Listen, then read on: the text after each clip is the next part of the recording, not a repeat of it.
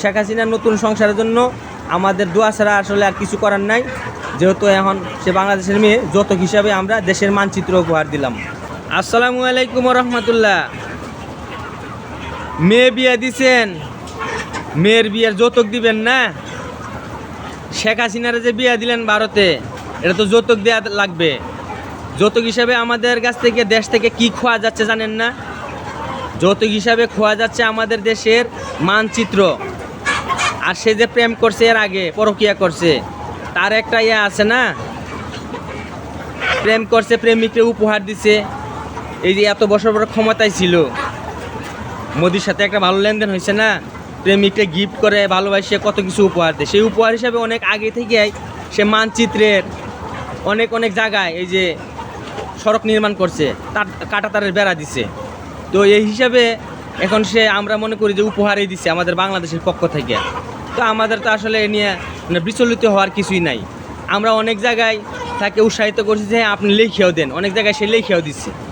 তো এটা নিয়ে এখন তো কান্নাকাটি করে লাভ আছে? কোনো লাভ নাই, আমি মনে করি কোনো লাভ নাই। কারণ হইতেছে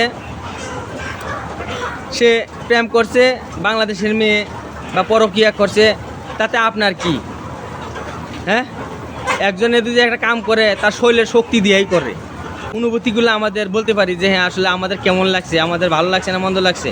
ওটা তো ওর বাপে 1971 সালে যা করে গেছে, কোথায় কোথায় ক্ষমতা নিয়ে বা করছে, হস্তান্তর করছে, বা কি লুবে ছিলেন উনি। আর 1974 সালে মানুষের না খায় কীভাবে কী করছে, এটা আমরা ইতিহাস থেকে জানতে পারি। তো আসলে উনি প্রেম করছে আমাদের দেশের মেয়ে, তাকে সম্মতি জানানো উচিত। কারণ আপনি পিতামাতা বাইসে থাকলে আর কতদিন আসলে আর মেয়ের এই করা যায়, প্রোটেকশন দিয়ে রাখা যায়। মেয়ে গেছে, মেয়ের এখন ইয়াতে স্বাগতম জানাইতে হইবে আমাদের। তো এখন আমাদের তাছাড়া কোনো বুদ্ধি নাই। কিডনি বেশিও দেওয়ার লাগে, তাও দিয়ে দিতে হইবে। বাংলাদেশের কিডনি আর কি, এটা ব্যক্তির কিডনি দিয়ে আসলে ওই অন্য রাষ্ট্রের পেট ভরানো যাবে না। এর থেকে বড় বড় কিছু খায় ফেলাবে। ওই যে একটা কথা আছে না যে ভাত দিয়ে হারামজাদা, তোর মানচিত্র না হলে খাবো, এরকম হয়ে গেছে, বুঝেন নাই? তো এখন মেয়ে যেহেতু গেছে, শেখ হাসিনাকে আমরা যেহেতু এখন তার হাতে তুলেই দিছি, ভারতের হাতে, আমাদের কিছু যৌতুক আদি দিতে হইব।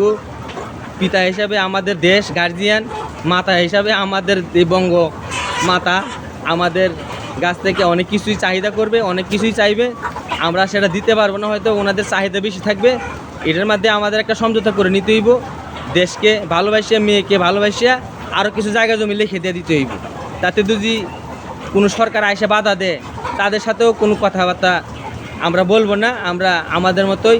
আর বিজেপি ব্যাটালিয়ান যে বাংলাদেশের বর্ডার গার্ড, ওনারা যুদ্ধ করেও কোনো লাভ হইব না।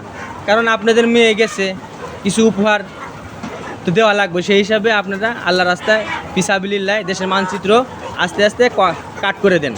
কাট করে দিয়ে আপনারা চুপ করে বন্দুক নিয়ে বসে থাকেন। শেখ হাসিনা তো আগেই বলছে যে আমি ভারতকে যা দিয়েছি আজীবন মনে রাখবে।